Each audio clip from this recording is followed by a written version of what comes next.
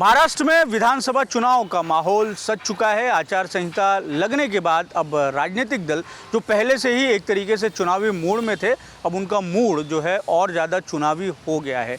अब आने वाले समय में जो राजनीतिक दल हैं उनके उम्मीदवारों के नामों की घोषणा हो जाएगी और उसके बाद में चुनाव प्रचार जो है वो तेज़ हो जाएगा। लेकिन मौजूदा दौर में महाराष्ट्र की जो राजनीति है, ऐसे समय में चुनाव किस तरीके से होगा, इसको लेकर विश्लेषण करना विश्लेषकों के लिए भी एक तरीके से टेढ़ी खीर जैसा हो गया है। क्योंकि बीते कुछ वक्त में जिस तरीके से राजनीतिक समीकरण और माहौल राज्य में बने हैं वो बेहद दिलचस्प हैं और इसका परिणाम, अंतिम परिणाम आखिर क्या कुछ होगा, किसकी सरकार बनेगी, इसे लेकर चर्चाएं अभी से शुरू हो गई है।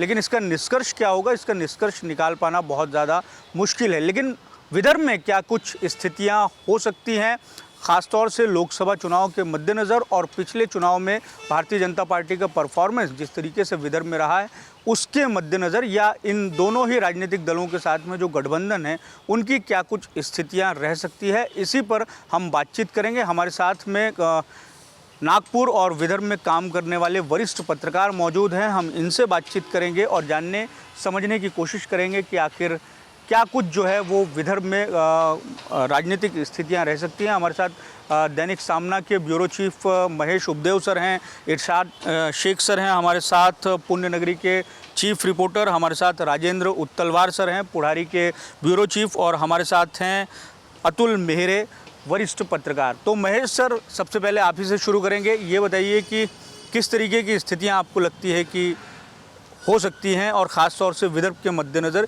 जिस तरीके से स्थितियाँ, आप मराठी में भी बात कर सकते हैं। लोकसभा निवडणुकीनंतर जे वातावरण निर्माण झालं आहे ती स्थिती परत कायम राहील। 32 पूर्व विदर्भातील 32 विधानसभा सीटपैकी किती जागा महाविकास आघाडीच्या हातात पडतात आणि महायुतीच्या हातात किती पडतात यावर सगळ्यांचं लक्ष लागलं आहे। पण यांनी ज्या महायुतीने जे लाडकी बहीण योजना आणली आहे त्याचाही थोडाफार फरक पडू शकतो, पण महायुतीच्या विकास कामं काही लोकांपर्यंत पोचलेली नाही, त्याचा फटका बसून महाविकास आघाडीच्या उमेदवारांना त्याचा जास्त फायदा होईल असं चित्र आहे, सध्या तरी चित्र आहे। इरशाद जी, आपका क्या आकलन कहता है, आपका क्या एनालिसिस कहता है कि क्या कुछ हो सकता है, क्योंकि राजनीतिक समीकरण जो है वो पूरी तरीके से बदले हुए दिखाई दे रहे हैं। महाविकास आघाडी और महायुती यांचा जर विचार केला आपण की तर विदर्भामध्ये महायुतीमध्ये भाजपा जास्तीत जास्त सीटा लढवणार आहे त्यांच्या शिवसेना आणि राष्ट्रवादीपैकीच्या तुलनेत, आणि महाविकास आघाडीतही काँग्रेस ही राष्ट्रवादी आणि उद्धव बाळासाहेब ठाकरे यांच्या पक्षाच्या तुलनेत काँग्रेस जास्तीत जास्त सीटा आपल्या मागणार आहेत। काँग्रेसने आधी स्पष्ट केलेलं आहे विजय वडेट्टीवार यांनी की आम्ही 62 पैकी 45 सीटा तरी ह्या मागणार आहोत, आणि इकडे महायुतीमध्येही भाजपाची तीच मागणी आहे की जास्तीत जास्त सीटा ह्या भाजपाच्या राहतील। त्यामुळे इथे सरळ मागील लोकसभा निवडणुकीप्रमाणेच 1 to 1 फाईट राहील असं चित्र सध्या तरी दिसतं आहे। आपण नागपूरच्या 6 विधानसभा क्षेत्राचा जर विचार केला तर इथे सध्या काँग्रेसमध्ये 6 जागांसाठी 72च्या जवळपास उमेदवार जे आहेत ते इच्छुक आहेत, पण भाजपामध्ये भाजपाची एक जी काही संस्कृती आहे त्यानुसार कुणीच समोर आलेलं नाही आहे, कुणीच आपलं नाव हे करत नाही आहे। त्याच्यामुळे काँग्रेसमध्ये अंतर्गत बंडखोरी याचा त्यांना नुकसान होण्याचे चान्सेस सध्या तरी दिसते आहेत, पण भाजपामध्ये जे काही नावं येतील पण त्याच्यानंतर काही बंडखोरी होतील हा नंतरचा विषय असेल। पण सध्या तरी काँग्रेसमध्ये उमेदवारीसाठी जी काही आहे ती खेचाखेची दिसून येते आहे। एकंदरीतच पुढे काय होणार याविषयी एकदम उत्सुकता मतदारांमध्ये लागलेली आहे। राजेंद्र सर, आप क्या देखते हैं, किस तरीके से इस पूरे चुनाव को देखते हैं? लोकसभा निवडणुकीच्या निकालाचा जर संदर्भ बघितला तर आपण 7 जागा या महाविकास आघाडीने जिंकलेल्या आहे। त्यामुळे निश्चितच महाविकास आघाडीने ज्या विविध विधानसभा मतदारसंघामध्ये जी काही आघाडी मिळवली होती ती ते कितपत राखू शकतात यावर सर्व गणित अवलंबून आहे। आणि महाराष्ट्राच्या जर सत्तेचा एकंदर गणित जर पाहिलं तर त्याची सुरुवात ही विदर्भाच्या 62 जागांपासूनच होते। मागच्या वेळेस विदर्भाच्या जागांवर भाजपला जे काही सेटबॅक मिळालेला आहे त्यामुळे त्यांना सर्वाधिक संख्या असूनही सत्तेपासून दूर राहावं लागलं। हे वास्तव लक्षात घेता यावेळी भाजप इथे अधिक मेहनत करताना दिसत आहे। दुसरीकडे महाविकास आघाडीच्या दृष्टीने जागा वाटपाचं कसं काय शेअरिंग होतं त्यानुसार इथला विजयाचा हा खेळ असणार आहे. आणि गेल्या 2-3 महिन्यामध्ये जे काही चित्र होतं त्यामध्ये काही योजनांमुळे महाविकास आघाडीला थोडंसं पिछेहाट होताना काही ठिकाणी दिसत असली तरी ग्रामीण भागात अजूनही महायुती विरोधात वातावरण शेतकऱ्यांमध्ये पाहायला मिळत आहे. येणाऱ्या काळामध्ये ते अधिक स्पष्ट होईल असं वाटतं. अतुल जी, आप किस तरीके से इस चुनाव को देखते हैं और महायुति और महाविकास आघाड़ी इन दोनों में से किसका पलड़ा हम कह सकते हैं कि भारी है, या कौन बहुत ज़्यादा आक्रामक भूमिका के साथ में चुनावी मैदान में है? अब जब उम्मीदवारों के नामों का ऐलान अब तक नहीं हुआ है, सिर्फ चुनाव के कार्यक्रम की घोषणा हुई है. नहीं, किसका पगड़ा भारी रहेगा ये अभी से कहना मुश्किल होगा, लेकिन ये अगर ये जान लेना है तो अपने को थोड़ा सा पीछे जाना पड़ेगा. इतिहास थोड़ा सा ये अपने को बताता है कि विदर्भ जिसके साथ रहा, महाराष्ट्र में उसकी सत्ता रही है. नज़दीक के अपने 2014-19 में भी अगर अपन देखें तो विदर्भ जिनके साथ रहा उनकी सत्ता आई. बीच के 2.5 साल अपन इसमें छोड़ सकते, लेकिन फिलहाल स्थितियाँ ऐसी बनी हुई है कि भाजपा और कांग्रेस ये दोनों में ही मूलतः यहाँ लड़ाई होगी. क्योंकि इधर में महाविकास आघाड़ी की राष्ट्रवादी या महायुति में जो राष्ट्रवादी है उनका कोई खास भारी मतदाता उनके साथ नहीं है. यहाँ पर जो लड़ाई होगी वो कांग्रेस और बीजेपी इनमें ही होगी. और पूर्व विदर्भ की अगर बात की जाए तो उसके लिए प्रातिनिधिक स्तर पर अगर अपन देखें तो नागपुर शहर और नागपुर ग्रामीण का अपन देखें तो नागपुर ग्रामीण में अभी जो स्थिति है वहाँ में महायुति में से सिर्फ 5 सीटें तो भाजपा लड़ लेगी, 1 छोड़ देगी. सेम कंडीशन महाविकास आघाड़ी में भी है.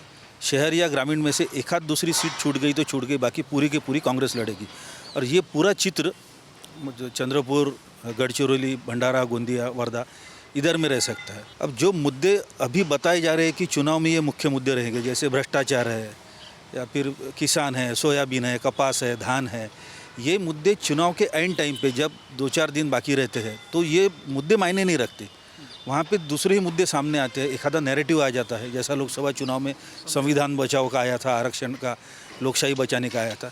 तो इस बार कुछ कह नहीं सकते कि ग्राउंड पे तो काम कर रहे हैं, लेकिन ग्राउंड के अंदर क्या काम चल रहा है ये तो उसी टाइम पे पता चलेगा. और यहाँ पर सबसे बड़ी बात जो कह सकते हैं आज की तारीख में, जैसे लोकसभा चुनाव में देखा, विधानसभा में भी ये देख सकते कि एंड टाइम पे चुनाव के ये जात या धर्म का आ सकता है. जैसे नागपुर पदवीधर और शिक्षक मतदार संघ की चुनाव में अपन ने देखा कि वहाँ पर एकदम से ओबीसी का एकदम एकत्रीकरण हो गया और उन दोनों चुनाव में भाजपा के उम्मीदवारों की भारी मतों से हार हो गई. ऐसा भी हो सकता है. तो आज ये कहना मुश्किल है, लेकिन हरियाणा में हार हो जाने के बाद भी कांग्रेस का कॉन्फिडेंस लूज हुआ दिखाई नहीं देता. उसी स्तर पर हरियाणा में जीत पाने के बावजूद भी बीजेपी के नेताओं का कॉन्फिडेंस लेवल बढ़ा हुआ दिखाई नहीं देता. दोनों ही संघर्ष करने की स्थिति में है और दोनों का ही अपनी अपनी जगह संघर्ष चालू है. पिछले चुनाव में पूर्व विदर्भ की बात की जाए तो 32 सीटें हैं तो 14 आई थी, मतलब बीजेपी कांग्रेस या महायुति महाविकास कहेंगे, 14 आई थी, 4 अपक्ष आए थे. तो इस बार बहुत ज़्यादा फर्क नहीं पड़ेगा, 12-16 या 10-18 ऐसा हो सकता है. लेकिन टक्कर तगड़ी होगी और वो भी कांग्रेस और बीजेपी के बीच में ही होगी. अब देखना यह है कि इसमें उनके घटक पक्ष कितना साथ देते हैं, ये भाजपा और कांग्रेस विदर्भ के बाहर उनको कितना साथ देते हैं और वो नागपुर या विदर्भ में उनको कितना साथ देते हैं, इसके ऊपर इस चुनाव की जो लाइन है, वो नतीजे है, वो इस पर निर्भर करेंगे, ऐसा आज की स्थिति को देखकर लगता है.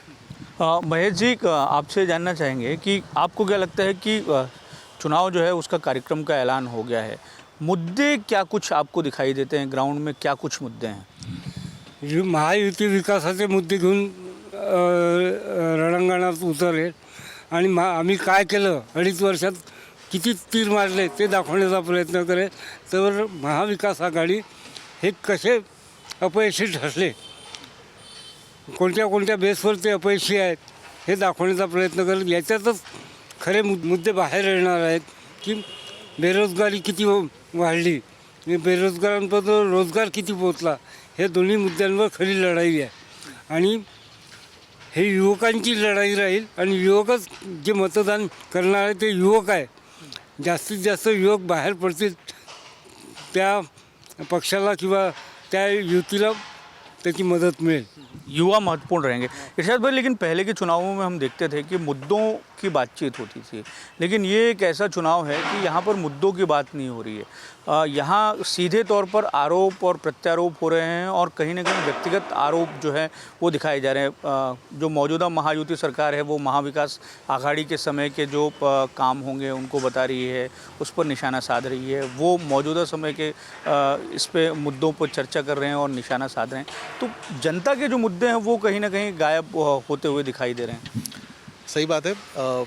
आजकल के चुनाव जो है जनता के मुद्दों पर कम ही होते हैं. महाविकास आघाड़ी हो या महायुति हो या फिर और कोई दल हो, उन सबका उद्देश्य एक ही होता है कि मुझे चुनाव जीतना है. तो चुनाव जीतने के लिए जो मुद्दे आवश्यक होते हैं, कभी जातिवाद का मुद्दा हो गया हो या आरक्षण का विषय हो, इन सब विषयों पर ही चुनाव डिपेंड रहेगा. इसलिए चुनाव में मुद्दों की जगह स्ट्रेटजी बहुत ज़्यादा इम्पॉर्टेंट हो गई है कि चुनाव जीतने के लिए मुझे किस स्ट्रेटजी का यूज़ करना है, क्या नैरेटिव सेट करना है. आजकल नैरेटिव भी खूब चल रहा है. लोकसभा चुनाव में जो नैरेटिव सेट किया गया था विरोधकों द्वारा, वो उसको तोड़ने में बीजेपी 1-2 चरणों तक तो नाकामयाबी रही थी.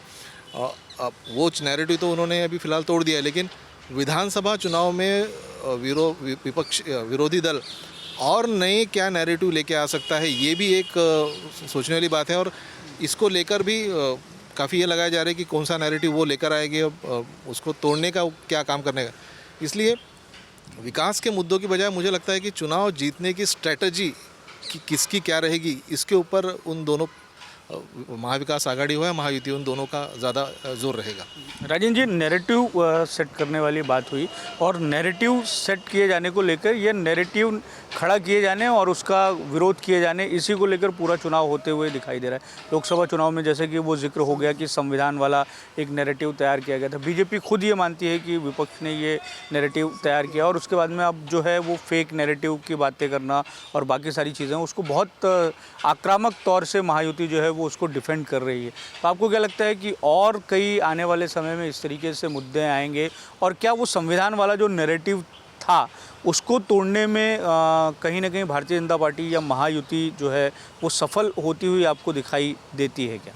नहीं, महाविकास आघाड़ी ने जो नैरेटिव सेट किया था वो लोगों में कितना दूर तक पहुंचा था, ये तो चुनाव के नतीजों ने बता दिए. अब महायुति की बात की जाए तो उनका कहना है कि ये नैरेटिव तोड़ने में हम सफल हुए हैं. लेकिन अभी जैसे जैसे चुनाव प्रक्रिया आगे बढ़ेगी और क्या नया नैरेटिव आ सकता है ये आज तो बोल नहीं सकते. लेकिन लोगों के दिल में जो आम पब्लिक के जो मुद्दे हैं, जैसे नागपुर की बात की जाए तो 2-2.5 साल से कॉरपोरेशन के चुनाव हुए नहीं है.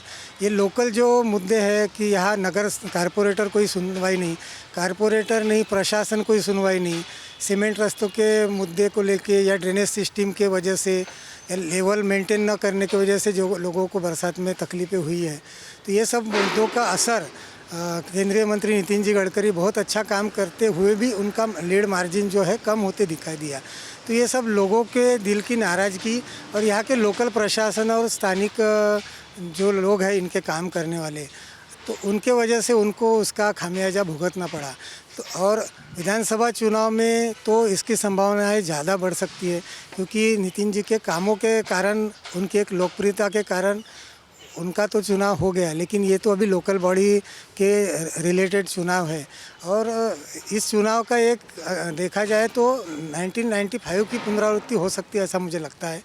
क्योंकि बंडखोरी बड़े पैमाने पर इस चुनाव में हो सकती. कई लोगों की दृष्टि से 5 साल आने वाले राजनीति के लिए बहुत हो सकते हैं उनके लिए. तो कुछ भी हो जाए वो लड़ना चाहते हैं और पार्टियों के तरफ से भी जिसमें जितना है दम वो दिखा देगा, ऐसी गो हेड, ऐसी रणनीति अपनाई जा सकती. और हो न हो नागपुर में भी सांगली पैटर्न कहीं ना कहीं देखने को मिल सकता है, ऐसा लगता है. तो कुल मिला के जो जीता वो सिकंदर आखिरी में पता चलेगा. लेकिन लोगों के दिल में जो मुद्दे हैं उन मुद्दों पर लोगों ने ध्यान देना चाहिए. अब ये कुछ महीनों में लाडली बहना हो गई, वयोश्री हो गई, ज्येष्ठ नागरिक तीर्थ दर्शन हो गया, युवकों के लिए जो योजना है, इन योजनाओं का महायुति को कुछ हद तक फ़ायदा मिल सकता है, लेकिन वो कितना मिला है ये तो आने वाले दिनों में पता चलेगा। लेकिन आपने जिक्र किया नागपुर महानगर पालिका का, और नागपुर महानगर पालिका से जुड़ी हुई जो समस्या है, आपको लगता है कि उसका असर आप ये मानते हैं कि लोकसभा चुनाव में भी हुआ? नितिन गडकरी जो इतना अच्छा काम करते हैं, इतना उनका नाम है, फिर भी उनकी जो मार्जिन है वो कम हुई, तो विधानसभा में भी उसका रिफ्लेक्शन जो है आपको दिखाई दे सकता है? क्योंकि ये सवाल इसलिए भी उठता है क्योंकि चुनाव से पहले जो नागपुर शहर के दो प्रमुख नेता हैं, गडकरी जी और देवेंद्र फडणवीस खुद, उन्हें नागपुर महानगर पालिका के मुख्यालय में बैठना पड़ा जो नागपुर शहर से जुड़ी हुई जो समस्याएं थी उनको लेकर। तो अगर ये सारी चीज़ें देखें हम, तो ये होगा कि जो आम जो नागपुर महानगर पालिका से जुड़े हुए मुद्दे हैं वो कहीं ना कहीं आगामी जो चुनाव है उस पर असर डालेंगे। बिल्कुल निश्चित तौर पे इसका असर इस पे रहेगा, क्योंकि विधानसभा का चुनाव कई प्रभागों से मिलकर होता है। इसके बाद में आने वाला चरण जो है प्रभागों का इलेक्शन भी होने वाला है, तो इन सब मुद्दों का असर विधानसभा में ज़रूर दिखेगा। अतुल जी, आपसे एक सवाल है कि ये महाविकास आघाड़ी और महायुति, ये दोनों जिस तरीके से चुनाव लड़ रहे हैं, मुद्दे जो हैं वो अब भी सामने तो नहीं आए हैं कि कौन से मुद्दे हैं जिन पर आखिर चुनाव लड़े जाएंगे। सरकार जो है अपनी तरफ से कामों को वो गिना रही है, हालांकि काम भी वो ऐसे हैं कि जिन योजनाओं को गेम चेंजर बताया जा रहा है वो भी चुनाव से ठीक पहले आए हैं। ऐसे में विपक्ष जो है वो आक्रामक भूमिका में तो पहले से ही है। तो दोनों जिस तरीके से लड़ाई लड़ते हुए दिखाई दे रहे हैं, उनमें से स्ट्रेटजी आपको क्या लगती है कि कौन जो है वो जनता के बीच में बहुत मजबूती से पहुंचते हुए दिखाई देते हैं, या पब्लिक का जो मूड है वो क्या जिस तरीके से लोकसभा में नहीं भाप में आया था, वैसे स्थिति विधानसभा चुनाव में भी हो सकती है? ये देखिए, मुद्दे जो महाविकास आघाड़ी जो मुद्दे उठा सकती थी, उन मुद्दों को पहले तोड़ने का काम महायुति के नेताओं ने सत्ता में रहते हुए किया। लाडली बहना जैसी योजना ये उसी दिशा में की गई एक पहल है, यानी जो मुद्दे उठाए जा सकते हैं उसका तोड़ पहले से ही निकालने का प्लानिंग इसके पीछे था, ऐसी जानकारी और ऐसा कुल मिला के दिखता भी है। अब स्थानिक मुद्दे तो है, वो तो आना ही है, और जैसा कि अभी मेरे सहयोगी ने बताया कि नगर निगम के चुनाव वो भी आएंगे, लेकिन इसके अलावा स्थानिक स्वराज संस्था के भी चुनाव नहीं हुए पिछले 2 सालों से। उसकी वजह से कुछ विधायकों की सीटें अभी भी खाली है, और अभी कल आचार संहिता लगने के चंद घंटे पहले 7 MLAs का शपथ विधि किया गया, तो ये बात भी छुपी नहीं है, ये विरोधकों ने भी देखा, जनता ने भी देखा। तो सत्ताधारियों को इतनी जल्दबाजी करने की ज़रूरत क्या थी, और इस वजह से भी एक गलत मैसेज सत्ताधारियों के बारे में जनता में गया है, जो कि चुनाव पर उसका सीधा असर पड़ता हुआ दिखेगा। अब इसका फ़ायदा विरोधक यानी महाविकास आघाड़ी के लीडर किस तरह से उठाते हैं, ये देखना इंटरेस्टिंग रहेगा।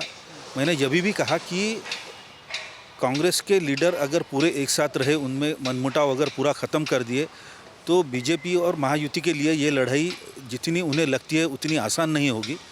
लेकिन सबसे ज़रूरी बात यह है कि यहाँ पर कांग्रेस महाविकास आघाड़ी और उसमें भी खासकर कांग्रेस के लीडर्स ने अपना मतभेद भुलाकर एक साथ रहना ज़रूरी है, तभी वो महायुति को तगड़ी फाइट दे सकेंगे। अन्यथा भाजपा एक बहुत ही डिसिप्लिन वाला पक्ष समझा जाता है, वो है भी उसमें। इसीलिए अभी कांग्रेस और महाविकास आघाड़ी के नेताओं को भी वो डिसिप्लिन अपनानी होगी, जिससे कि वो महायुति को तगड़ी फाइट दे पाएंगे और ये मुकाबला बराबरी में आ पाएगा। ऐसा चित्र आज की तारीख में देखने को मिलता है। चुनाव में एक ये भी दिखाई दे रहा है कि 3 प्रमुख दल महायुति के साथ में है, 3 प्रमुख दल महाविकास आघाड़ी के साथ में। एक लड़ाई ये भी देख रही है कि गठबंधन में रहने के दौरान भी अपने पक्ष का हम विस्तार किस तरीके से कर सकते हैं, इसका भी दृश्य कहीं ना कहीं दिखाई दे रहा है, चाहे वो अजीत पवार की तरफ से हो, चाहे वो शरद पवार की तरफ से हो जो यहाँ पर शामिल हैं। शिंदे तो लगे हुए हैं कि मतलब वो अपनी पार्टी को किस तरीके से विस्तार कर सकते हैं। रामटेक में जिस तरीके से उन्होंने आशीष जायसवाल की उम्मीदवारी का ऐलान कर दिया, उसके बाद में भारतीय जनता पार्टी की जिस तरीके से प्रतिक्रियाएँ आई, तो गठबंधन में रहने के बाद में भी, गठबंधन का धर्म निभाने के साथ में भी अपने पक्ष के विस्तार को लेकर भी बहुत ज़्यादा कवायद होती हुई दिखाई दे रही है। नहीं, ये तो होगा ही। हर पक्ष अपना विस्तार करने की पूरी कोशिश करेगा, चाहे वो अकेला अपने बलबूते पे लड़े या गठबंधन में लड़े।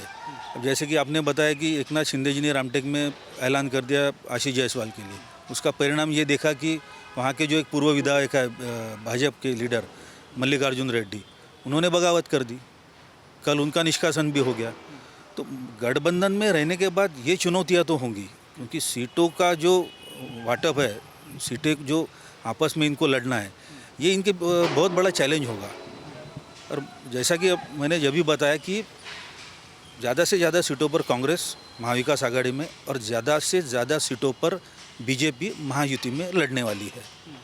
इसीलिए ये गठबंधन के चलते ये सीटों का जो वाटअप है इनका आपस में, इनको इसमें से रास्ता निकालना ही पड़ेगा, नहीं तो कल की जैसी घटनाएं बढ़ती जाएगी और इसका नुकसान आघाड़ी को भी होगा और महायुति को भी हो सकता है। तो ऐसी स्थिति में अभी यही इनके आगे बहुत बड़ी चुनौती है कि सीटों का वाटअप कैसे किया जाए, और उसी पर महाविकास आघाड़ी और महायुति के मतलब उनमें दिन रात उस पर मीटिंग्स चल रही है।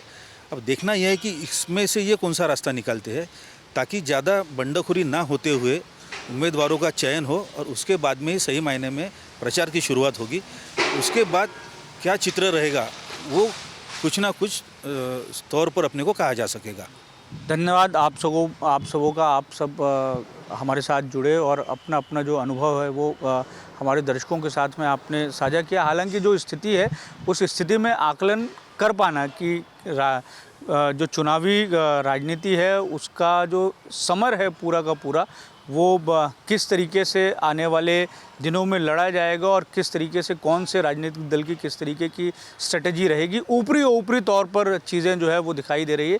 लेकिन राजनीति जो है वो जितनी दिखाई देती है उससे कहीं ज़्यादा अंदर में छुपी हुई होती है। तो आने वाले समय में क्या कुछ चित्र दिखेगा ये तय होगा और पूरा का पूरा जो चुनावी समर है वो हम देखेंगे। लेकिन सबसे महत्वपूर्ण बात यह है कि विदर्भ जो है वो महाराष्ट्र का एक महत्वपूर्ण हिस्सा है और कहीं ना कहीं सरकार बनाने में जो अहम भूमिका है वो इसी क्षेत्र की होती है। तो यहाँ की जो सीटें हैं वहाँ पर कौन अधिक प्रभावशाली होता है, कौन सा राजनीतिक दल अधिक प्रभावशाली होता है, इसका सीधा असर महाराष्ट्र की राजनीति पर पड़ता है। आप सबों को बहुत बहुत धन्यवाद, हमारे दर्शकों का भी बहुत बहुत धन्यवाद। कैमरामैन लोकेश मोहिते के साथ दिव्येश द्विवेदी, न्यूज़ नागपुर।